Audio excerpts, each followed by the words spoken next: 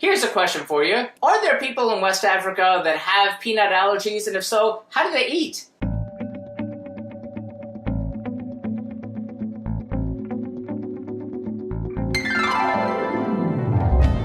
Welcome back to Cliffieland. This is weekend country number 69 on our second attempt of cooking the food of every country in the world, and tonight we're up to the nation of Guinea. Guinea is located in West Africa. It shares land borders with 6 other countries, those being Guinea-Bissau, Senegal, Mali, Cote d'Ivoire, Liberia, and Sierra Leone. Its food is very typical of that of West Africa, and since it was once known as French Guinea, you can guess that it was a French colony, and its food has a little bit of French and actually North African influence as well. Dishes from Guinea will have things like bananas and cassavas and rice, as well as goat, beef, and chicken. And it being West Africa, you couldn't have a West African meal without, say it with me, peanut butter, or peanuts in general. That is evident in the 2 dishes that we've chosen to do, which are the same dishes we did last time, so let's take a look and see how things went then.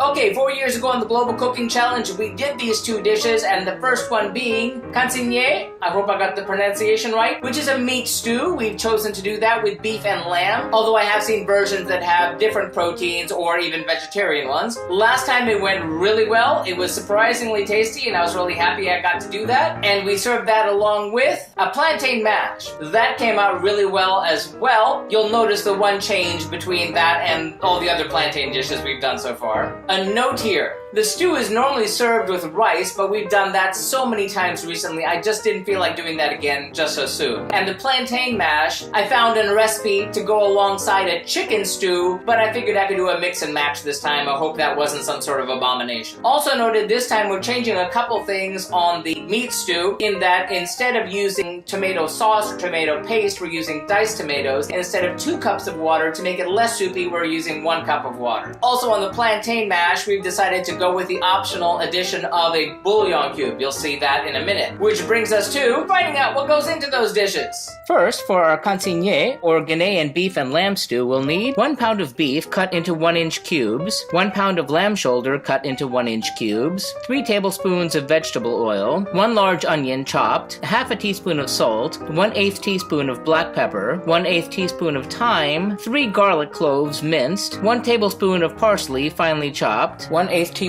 of ground cloves, 8 ounces of diced tomatoes, 1 cup of water, and 3 tablespoons of natural unsweetened creamy peanut butter. And then for our plantain mash, we'll need 2 ripe plantains, water for boiling, 2 pinches of salt, 1 tablespoon of oil or melted butter, 1 teaspoon of hot chili powder, and optionally 1 bouillon cube crushed. Oh boy, West African food really is my happy place. Let's get cooking! Heat oil over medium heat in a skillet or saucepan. In batches, brown the beef and the lamb.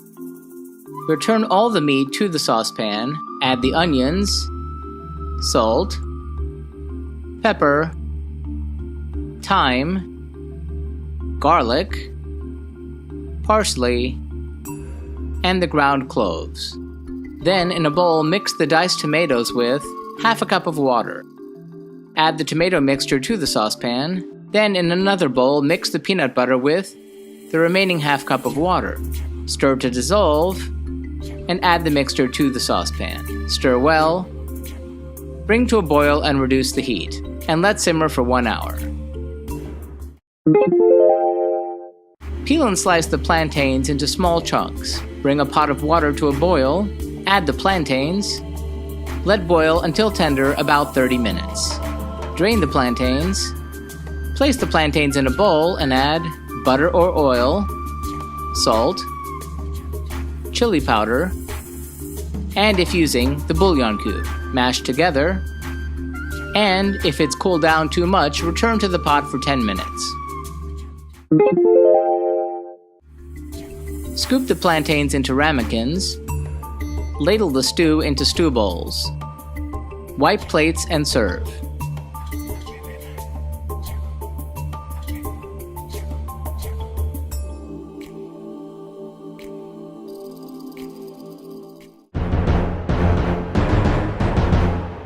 How'd that all go, you may ask? Well, once more, it was delicious. I am just a person who loves West African food. Not something I expected when I started this whole thing. The peanut butter and all those different spices worked really well together. I'm really glad I put those diced tomatoes in because it gave it a little bit of texture. Although I do have to note that one suggestion had been to add meat tenderizer in, and I kind of wish I had because the beef, while good, was a little bit chewy and not as melt in your mouth great as it could have been. So I'm going to give the Kansiyé 4 out of 5 globes. A very, very delicious dish. However, the plantain mash, that was super great. Again, the chili powder gave it just the kind of interesting spice that it needed for it not to be just another plantain dish. And this time the beef bouillon cube gave it additional flavor. That I'm gonna give 4 out of 5 globes. However, when you put those two together, oh boy, that turned into something phenomenal. I really loved it. This time, they are greater than the sum of their parts together. I would give them a 5 because they're that good. So try it out. Well, that does it for Guinea. Tune in next time when we head just over the border to have the food of Guinea-Bissau. It's gonna be great. See you then!